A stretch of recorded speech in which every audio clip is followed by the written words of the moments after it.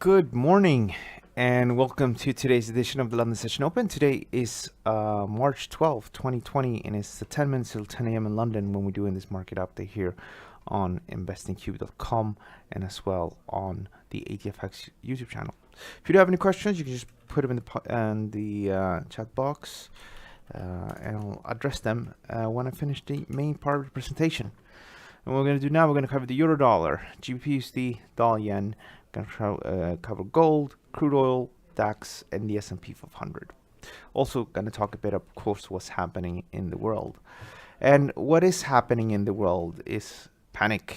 So we're having more and more declines than yesterday at 1 a.m. London time. The S&P 500 declined again. Currently, the future is trading at minus 4.24%. And the reason for this is that yesterday we had, again, an increase of cases in the US, which was quite significant. And then as well, President Trump decided to ban flights from the EU, which makes perfect sense.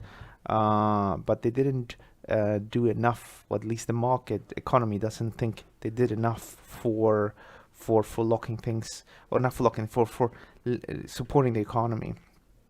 And I think what we're seeing now as well, let's see if I can find it.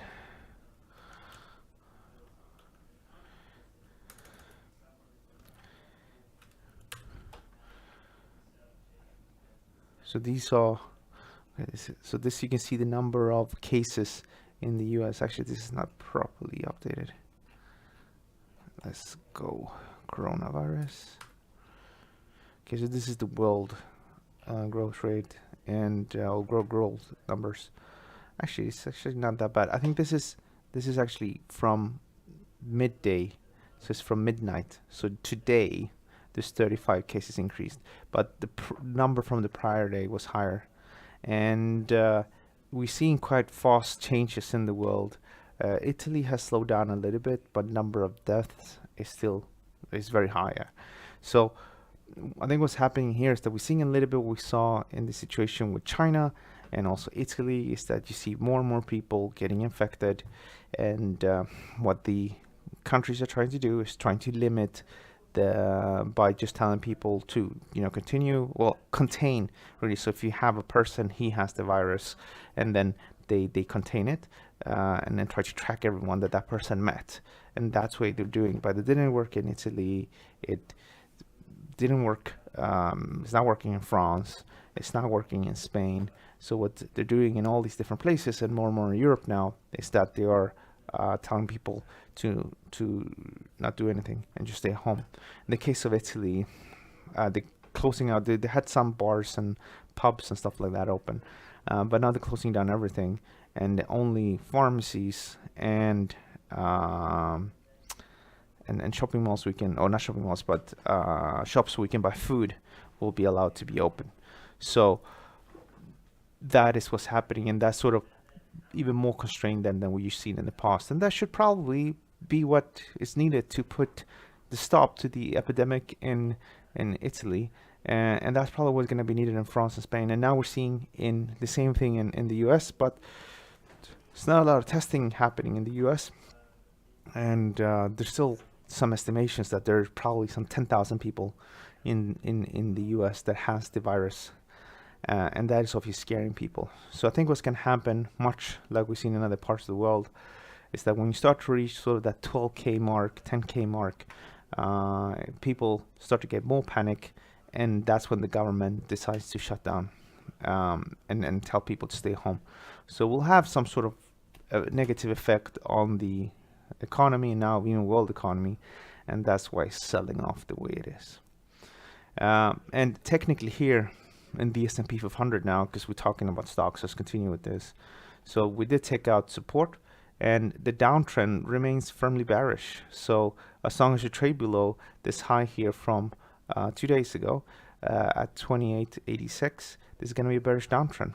And we had this gap here when the market opened for the week, and then we had that quite significant amount of correction. Now we have again a sell-off that happened after US trading hours, more or less, and then we can probably have a bit of a correction That's at least what I will be working with. So you're looking at here, is you're looking at the 27.39 level, and then we'll revisit the low. As for support levels, longer term ones, we can just look to the left. So we're pretty much at a support level now. This is the January 23rd low, and then you have this high here from December 28th, and then you have the low here from January 4th, and then you have, this is the low here from 2018th. So that is the next support levels here. From a drawdown perspective, we're down with 22%, or 22.9, which is more of an aggressive decline we've seen since 2009. That's how aggressive this decline is. Again, it's because people predicting a significant slowdown in the world economy. And again, if this is prolonged, so you have 6 months or so of no or little activity, then obviously, it can cause people to go bankrupt and stuff like that. But I don't think we're gonna reach that level. I think we're going to see a situation where things bounce back, because the people that are working are usually younger people, and they're less affected. It would have been different. Imagine it was a virus that only influenced the young people. Then that would be more difficult, because the young people are now paying taxes to support the economy, and that is why that would have been even worse. But now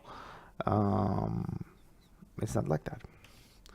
So let's see what happens. For now, the trend continues to be bearish, and I reckon these numbers are going to increase, and then at one point they're going to say, hold on, we need to do something.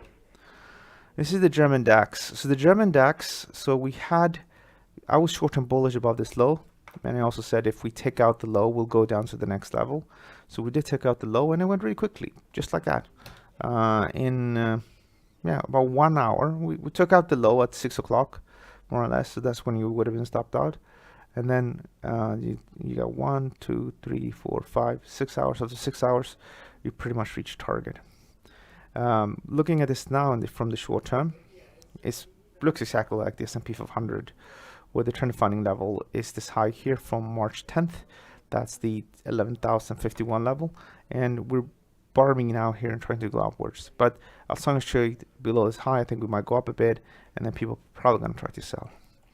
If we look at this drawdown here, again, it's quite a significant drawdown. So you can see we're pretty much at this low here from 2016. At that time, the market declined with 30%. In the past, in 2011, it declined with 33.9%. So this is a market as well as really, really volatile. Again, from this perspective, this is not the time. I personally don't think it's the time to sell. So if you sell here, because if you're a long-term trader, that is. If you're a short-term trader, you stick trying to sell. But say a long-term investor, someone with pensions and stuff, that is not going to take out the money, in the next few years, will probably keep it, because with the S&P, because we now entered bear market territory and we're down with 22%, it might take up to 2 years. So traditionally, it's taken about 2 years for we come back. So as soon as we go back to zero, that's when we head back to break even, or to a new all-time high. And now, because we climb more than 20%, it can take some 2 years. There are situations, of course. I mean, I'm not gonna sugarcoat it. So if we look at the S&P 500, if we look at it from a long-term perspective, so obviously you had an amazing run up from the 80s here, up and up and up and up and up and up. You had a big high here in 2000 and the year 2000, and then we had a decline in the S&P of about 50%, and then we went all the way back up, and then went all the way down. So we traded sideways here. So obviously, if one has bought at the very high, it can take time. But the way people do with pensions is that they buy a bit every day, right? So they buy every month, sorry. So they buy a bit here, here, here. So they buy and they accumulate all the time. And what people say is that on the way down, you would buy more, not less. And then it goes up and up and up and up. And then you buy. So you get like an average price. And then eventually goes upwards. And I remember this time because, I mean, I started trading in 2006. So, but the market eventually went upwards. And what's interesting here is that the same people that were bearish, by the way, here, are the same people that were bearish on the way up here. They were like, oh, we're never going to break out of this range. And then the market rallied with some 120%, the S&P 500. And now, of course, you know, we had an amazing rally. This started in the year 2009. So this is 11 years, this move. And maybe we're now establishing a major range here. But it would be bad to be betting against the world economy and in America and the resilience of people. So we need to look at that from that perspective. If we take a look at gold, one would have argued, you know, if the world is coming down crashing, you'll be buying gold now. But it's not like that. Gold is being sold off. Bitcoin is being sold off. So you have these traditional safe havens. They're not really working out. Now, the market did trade below my trend defining level. And looking at this today, if we just get rid of everything, clearly we put the trend defining level too close. So and sometimes it's like that. But if you look at it today with fresh eyes, you can see that there's still a bit of a bullish trend above 1626. So as long as trade above that level, I'm going to be bullish. And that's just it. If we take it below, we trade a little bit lower. Now we're doing a little bit detours. You might ask, what is actually working then? Is there anything that is actually providing some sort of return? Well, what people are doing now, they're holding cash. Let's see if I can find it.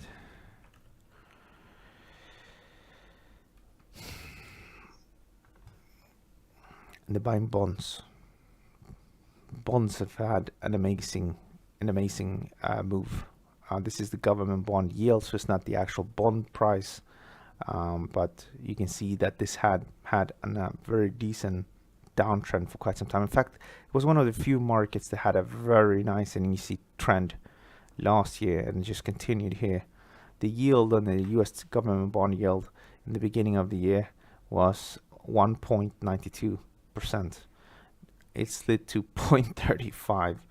That's just crazy. Let's look at the German one. The German one was already negative. I want to see what's happening here.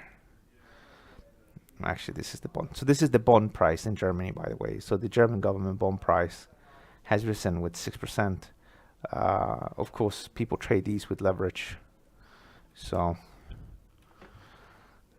government bond yield is at negative 78%. What does that mean? That means that if Germany would issue a loan, I mean, if we all issue a bond is just a loan. So if you want to lend money to the government of Germany right now, they can do so at the negative 78 basis points. So effectively, they don't pay you anything. You pay them to borrow them money. So things are definitely a bit wrong in the world, and it's just people just panicking about the situation. Anyway, let's move along here, right? So we covered gold. Let's take a look at crude. So this is crude, and let's see if it's not loading properly.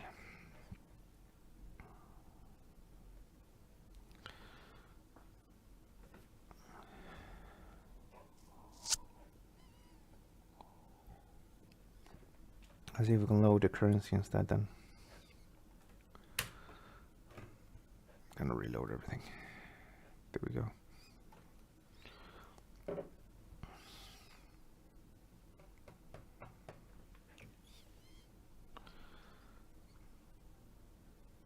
I guess a lot of people want to use TradingView's services today. It's not loading properly. I'm not sure why. Maybe it's my connection.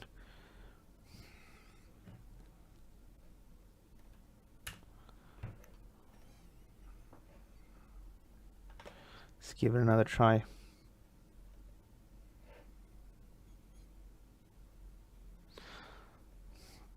Alright, we're gonna keep it very simple. It's not loading properly. Investing Cube today. Sorry, Trading View. So this is crude oil. Crude oil, this is the 2016 low. If you notice any difference now, I actually changed a bit where I would be looking to be bullish. I pushed this down to 28.66. Before I said look to turn bullish from pretty much, I think it was 30, 28 or something where we are right now. But because the way the markets are reacting, stock markets in panic, is definitely pushing this down. And I would prefer to buy at 28.66 with stops just below, looking for that rebound instead of buying where we were here. I was holding a long position on 31.90 since beginning of the week after the slide. Wasn't a bit of profit, but when I saw the market yesterday, I decided to tighten up the stop loss a huge amount. So effectively, I got up for a small loss. We almost call it break even because the way stock markets were reacting yesterday was just selling off. Again, this is a bit of a strongly contrarian view here. The idea is that you have this huge gap and we need to close some of this. So the idea would be just to be bullish from here, stop loss just below it, and then look for this to go up. And I usually, in these sort of situations, I will put higher risk on here. So I will risk much more than I usually would do. And if one gets a good entry, you can usually tighten up the stop loss really good. So that's it. The alternative is that if you just want to go with the trend, it's just to look for this to go up, and then from here, probably going to go lower. Let's see what happens next week as well. The mood changes really quickly with these markets. Monday is sort of a big deal for most people.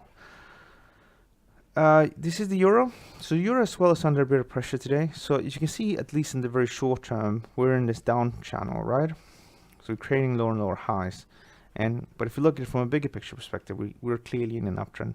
And for now, as long as straight above 110.92, I'm going to continue to be bullish.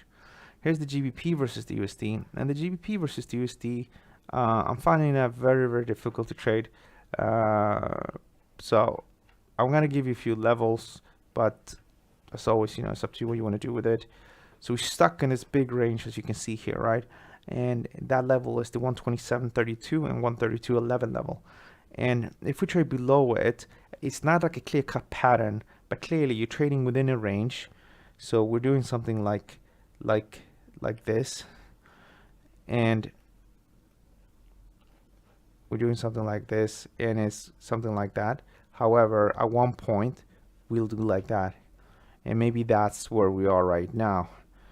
That point here, where this can continue to trade lower. And below today's high will be bearish. But again, this will be very difficult to trade, I think. In general, bearish below this, I think we can drift towards 125.45, which is this high here. And this is the dollar yen. So dollar yen, it should be quite straightforward. We talked about it as well.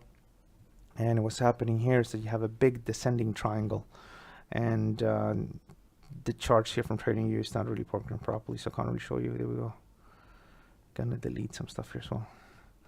So you have this big descending triangle on the weekly. We took out the low. If we do close, and if you look at this candle by itself right now, it's not very good. So we do want to see the market closer to 102 before the end of the week. So we have a proper breakout. And what it tells us that take out that level, close below this level, and this opens up for a decline to 95.88. And you have the low here from August 22nd as well, which makes a lot of sense. So that is what I would be focusing on. And what we talked about here is to effectively sell up here and just being bearish for the 106.72.5. Okay, that's today's market update. Let's see if you guys have any questions. If you don't have any questions here, you just join, and then you can ask questions. So we got a question. What about the ECB today? So the ECB meeting is notoriously hard to trade and put on a position on as it happens. You have the RBA, that's the Central Bank of Australia, cut interest rates. You got the Federal Reserve cutting interest rates, unsurprised, and before a meeting. you had Bank of Canada cutting interest rates, and you had the Bank of England as well cutting interest rates. So you have all these 4 banks. There's probably some more other banks that cut interest rates, and it's very likely that the ECB might tweak its quantitative easing amount, and that itself should weaken the euro and should overall maybe boost something like the DAX. But I wouldn't get too excited about that. But I do think it's the beginning of a reversal. I think overall, I think the euro will be closer to maybe 110 or back into the range here at one point, because on the way up here, the Federal Reserve people went from being very bullish on the Fed to being very, very bearish, and then they cut interest rates, right? So that's priced in now. And there's even expectations that they're going to cut again on March 18th, so at next week's meeting. So when things are being priced in, there's not too much more that can happen on that move. A very good example of this is, for example, the Aussie dollar. So in the beginning here, when things started in China, I said, let's turn bearish. And I was bearish, and the market did go down. But then they cut here. And then the initial reaction was actually for this to gain instead of weakening. Now it's weakening again because you're seeing weakness in the rest of the world and not just China. So I think that's really what might happen here with the euro, is that they might do more quantitative easing. Some of it is priced in, but it's not the beginning of really ECB doing something. And I think that could weigh on things. And I think we will go back to normal. I think it's unreasonable to assume that this is going to continue to go up and up and up. And remember, if we get rid of all the whole coronavirus, what just happened? All banks just cut interest rates, and they also, they cut interest rates. So that's very, very good for stock markets and risk on. So that would actually have as well push this down lower again. So that's, I think, where we're going. Unfortunately, though, I mean, if you look at the numbers, the situation in the US is deteriorating, and that will deteriorate and deteriorate. And then at one point, people are going to say, aha, this is when we have seen the highest number of cases. And that's when the situation could probably stabilize. So if we look back here, this is the coronavirus map. And you had very, very aggressive growth here. And then I don't remember exactly when it was, but I think in mid-February, we had a decent amount of cases. And then the cases did definitely increase, but they increased at a slower pace. And that is what is interesting. So on average, growth rate could be maybe 30% per day. But at one point, it wasn't 30, it was 20, it was 25, it was 15, it was 10. The number of daily cases in numbers remained high still, but you can see here the highest amount of new confirmed people was 4,000 on February 4th, and then it was 3.7, then it was 3.2, and then and so on and so on. And then you have this change in the calculation, and you had that massive move. So we're looking for that. We're looking for that peak. And that peak could happen maybe 2 weeks from time now from Italy. And that peak could happen as 2 weeks whenever they stop messing around in the rest of Europe. And maybe 2-3 weeks again after people in the US starts to do more to stop the spread.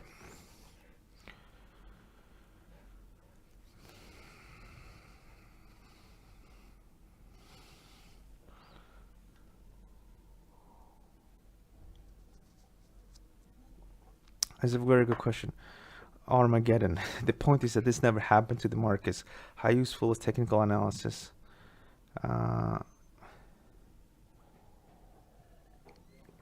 So we can just address it. I mean, you do have some benefits of technical analysis. It's all about risk-reward ratios and putting the odds to your favor. Technical analysis by itself is not really helpful. If you just it just tells you where to buy and where to sell, and then if you don't risk too much per trade, you can make money from it. And in the case of the S&P 500, well, I have been bullish many times, and I even made money from it. Because, for example, in the Dow Jones, we did have that push here, and I made some money on that. And then I tried to buy on dips, but I almost come out break even, and then at one point I made a little bit of money, and then again sort of recover that. But the technical analysis by itself, for example, in the Nasdaq 100, we did have a few good cases where we said look to sell here, look to sell here, and then it went down. And for example, on the way up here, we were bullish, right? And we got stopped out early. We got stopped out here with the last idea. Then the market went down, and I said maybe we can look to buy here. Then we got stopped out, lost a little bit here as well, and then the whole thing collapsed, and then went up, and we said look to sell here, look to sell here. And a few days ago we said look to sell here.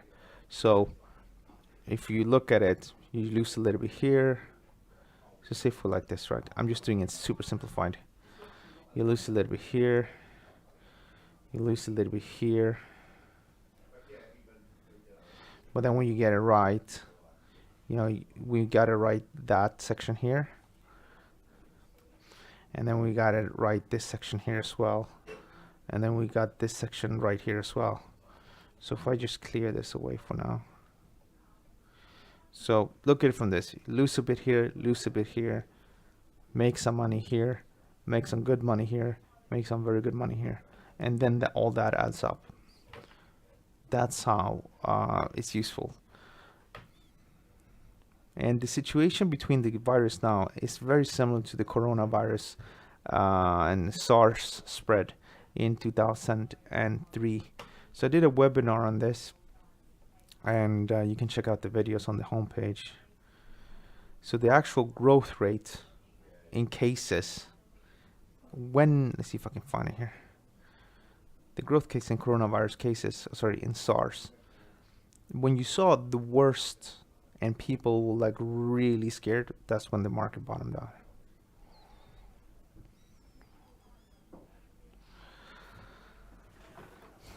Just got a good morning from Nikos. Good morning to you. And we have Shaquille as well. Good morning. And Antonio, good morning to you as well. So we got a question about the Dow Jones. Okay, let's take a look at the Dow Jones. So this is the Dow Jones. I made some analysis on this one yesterday. The market was short-term bullish here, but then the market took out the low and effectively reached the next level, which is the 2019 low. That's how far back we've gone now. Looking at this today, I think we can have a bit of a bounce to 23,422, and then from here, people are going to probably sell again, and they're going to attack the 2018 low. And for now, as long as you trade below the 24,664 level, this is going to be a bearish market. Okay, we're going to wrap things up. Guys, I thank you so much for joining me today. If you did arrive late, don't forget you can always just click here and then just push back, just do like that. So you push back from the beginning. That way you see it from the very start. Because I got a question about gold, and I did cover gold. Just look at the main presentation if you first, and then you see how I cover gold. Okay, let's catch up tomorrow, guys. Don't forget to click on this little button, and then you click here on subscribe. It looks like this if you're not logged in.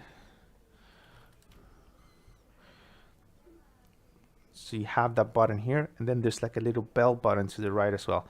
You need to, of course, have a YouTube account. It's free to create that, so it's very straightforward. Then you can chat and ask questions as well, and you can get notifications. Okay, guys, have a great day. Be careful out there.